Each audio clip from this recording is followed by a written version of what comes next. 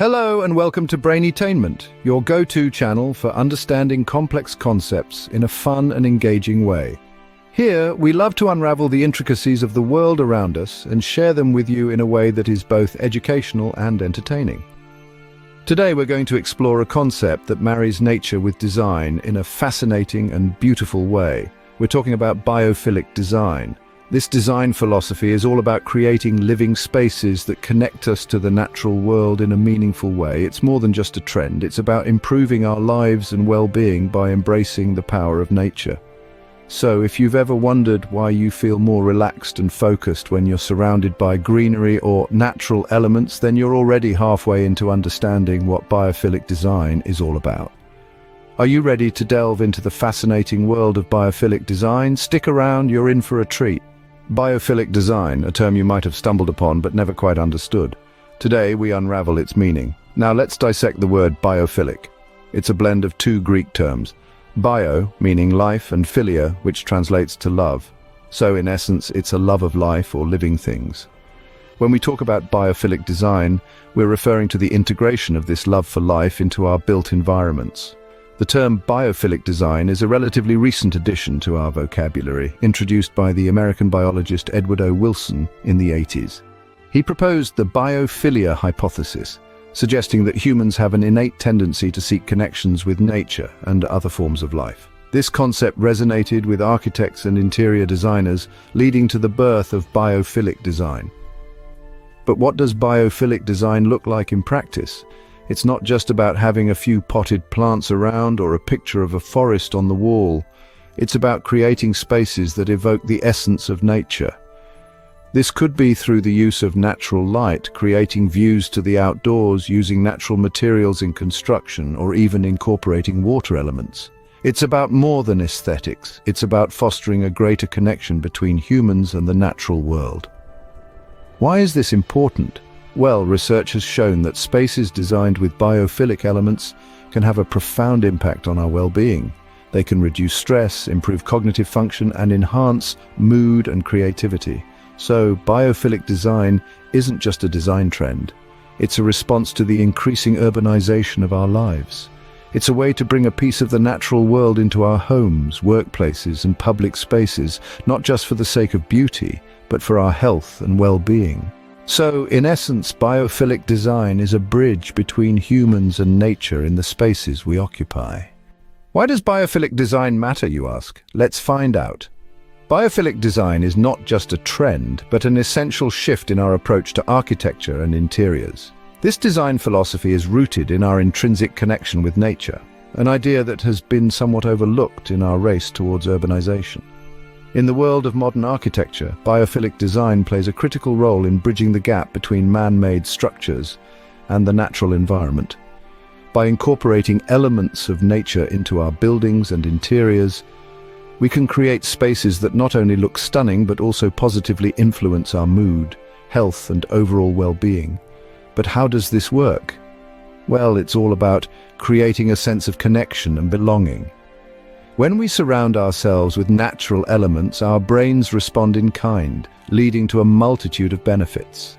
Studies have shown that spaces designed with nature in mind can help reduce stress, enhance creativity and clarity of thought, and even improve our physical health.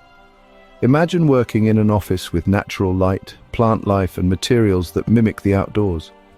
Doesn't it sound more invigorating than a typical cubicle? That's biophilic design at work. It's about creating an environment where people can thrive, boosting productivity and job satisfaction. And it's not just about the workplace. From homes to hospitals, schools to shopping centers, biophilic design can enhance any space. It can make a home feel more calming, a hospital more comforting, a school more inspiring, and a shopping center more inviting. But the benefits of biophilic design extend beyond the individual. By designing with nature in mind, we can foster stronger communities and healthier societies. We can create spaces that inspire, that heal, that bring people together.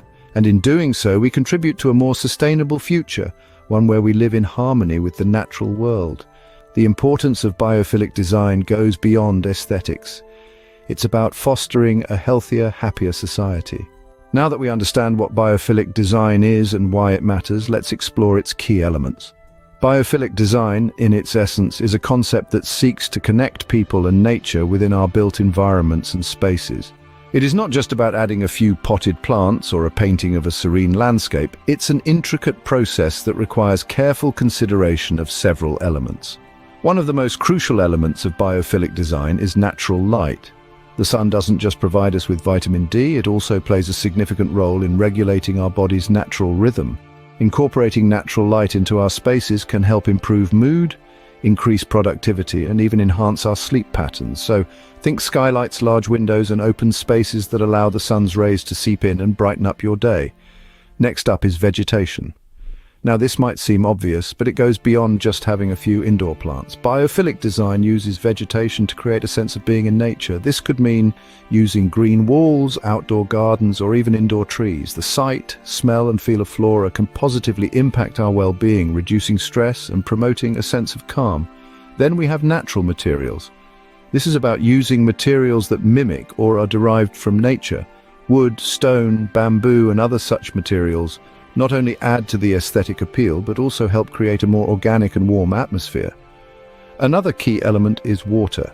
The sound of water can be incredibly calming. Incorporating water features such as fountains, ponds, or even aquariums can significantly enhance the soothing effect of a space. Views and vistas are also integral. Providing a view of nature, be it a garden, a park, or even a cityscape with trees, can help us feel connected to the outside world and reduce feelings of confinement.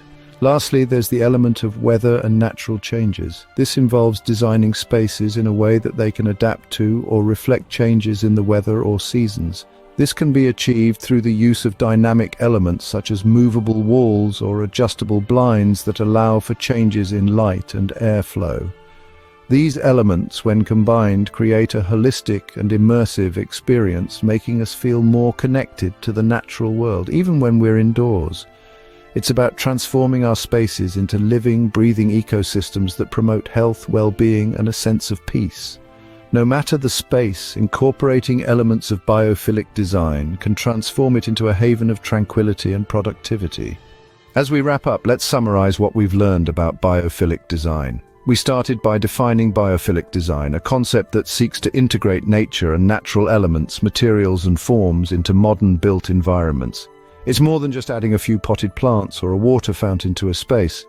It's about creating a deeper connection with nature to improve our well-being and productivity. We then delved into the importance of biophilic design. In an increasingly urbanized world where we spend the majority of our time indoors, biophilic design serves as a bridge, reconnecting us with the natural world that we have evolved to be a part of. It's not just about aesthetics, but also about creating spaces that foster our physical and mental health, increasing our comfort and reducing stress levels. We also discussed the various elements that make up biophilic design. From direct nature experiences like sunlight and plants to indirect experiences such as natural materials and colors, and even spatial experiences that mimic natural conditions like variability and risk. Each of these elements plays a crucial role in creating a space that truly embodies the principles of biophilic design. Looking forward, biophilic design holds immense potential in shaping our future architectural practices. As we become more aware of our intrinsic need for nature and the benefits it brings, it's likely that biophilic design will become a standard rather than an exception. Architects, interior designers, and urban planners alike will need to incorporate these principles into their work, creating spaces that are not only beautiful but also beneficial to our health and well-being. Thank you for joining us today on Brain Attainment. Don't forget to subscribe to stay updated on more intriguing topics. Until next time, keep exploring and keep learning.